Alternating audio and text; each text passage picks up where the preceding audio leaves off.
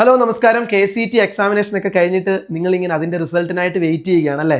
BSc nursing പഠിക്കാനായിട്ടുള്ള students ആയിരിക്കും ഈ video കാണുന്നത്. അപ്പം നമുക്ക് KCET എക്സാമിനേഷന് നമുക്കിവിടെ ബാംഗ്ലൂരിൽ തന്നെ ഒരു നല്ല രീതിയിലൊരു ഹെൽപ്പ് ലൈൻ ഉണ്ടായിരുന്നു. ഏകദേശം 344 സ്റ്റുഡൻസിനെ നമുക്ക് സെർവ് ചെയ്യാനായിട്ട് സാധിച്ചു. അതുമാത്രമല്ല, എക്സാം നടക്കുന്ന ദിവസം ഒരുപാട് സ്റ്റുഡൻസ് എൻക്വയറി ചെയ്തു.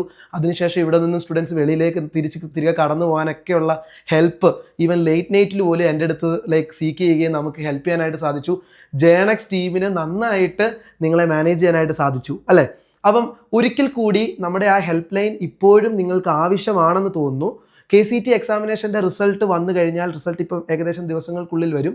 വന്നു കഴിഞ്ഞാൽ അതിൻ്റെ അടുത്ത പ്രൊസീജിയേഴ്സ് എന്താണ്, എങ്ങനെയാണ് അഡ്മിഷൻ പ്രൊസീജിയേഴ്സ്, എങ്ങനെയാണ് അലോട്ട്മെൻറ്റിൻ്റെ കാര്യങ്ങൾ, ഇതൊക്കെ വളരെ ആശങ്കയോടുകൂടിയുള്ള പേരൻസും സ്റ്റുഡൻസും ഉണ്ടെന്ന് നമ്മൾക്കിപ്പം മനസ്സിലാകുന്നുണ്ട് നന്നായിട്ട്. സോ നിങ്ങൾക്ക് ഇപ്പോഴും നമ്മളുടെ ഹെൽപ്പ് ലൈനിൻ്റെ സേവനം നിങ്ങൾക്കിപ്പോഴും അത് സ്വീകരിക്കാം, ആ സഹായം നിങ്ങൾക്ക് ഏറ്റെടുക്കാം. അത് ഏതൊക്കെ നിങ്ങൾ ഒരു രീതിയിലും ബുദ്ധിമുട്ടേണ്ട ആവശ്യകതയില്ല. 20-ാം തീയതി വരുന്ന, അതായത് മെയ് മാസം 20-ാം തീയതിയോ അല്ലെങ്കിൽ അതിന് മുന്നോടിയായിട്ടോ KCETയുടെ റിസൾട്ട് വരുമെന്നാണ് അറിയാനായിട്ട് സാധിക്കുന്നത്.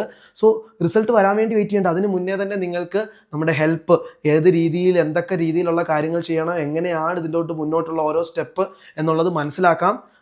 അതിനുവേണ്ടിയുള്ള കാര്യങ്ങളൊക്കെയും സഹായം നന്നായിട്ട് നിങ്ങൾക്ക് എടുക്കാം. നിങ്ങൾക്ക് പല ആൾക്കാർക്കും ഇന്ന കോളേജിൽ പഠിക്കണമെന്ന് ആഗ്രഹം കാണും, അല്ലെങ്കിൽ ഇന്ന കോളേജിൽ എങ്ങനെയായിരിക്കും അപ്ലൈ ചെയ്യേണ്ടത് എന്നൊക്കെ പല രീതിയിലുള്ള ആഗ്രഹങ്ങളും ഒരു ആവശ്യങ്ങളും കാണും. സോ ഈ തരത്തിലുള്ള എല്ലാ ആവശ്യങ്ങൾക്കും ജേണക്സ് ടീമിൻ്റെ ഹെൽപ്പ് ലൈൻ നിലവിലും അവൈലബിൾ ആണ്. അപ്പോൾ എത്രയും പെട്ടെന്ന് ജേണക്സ് ടീമിനെ കോൺടാക്റ്റ് ചെയ്യുക. നിങ്ങൾ ഈ KCET വഴിയുള്ള അഡ്മിഷനും കാര്യങ്ങളും ഒക്കെ കുറച്ചും കൂടി ഇമ്പോർട്ടൻസ് കൊടുത്ത് നിങ്ങൾ പെട്ടെന്ന് തന്നെ അതൊന്ന് സ്പീഡപ്പ് ആക്കി കോൺടാക്ട് ചെയ്യാനായിട്ട് ശ്രമിക്കുക. അപ്പോൾ കാണാം.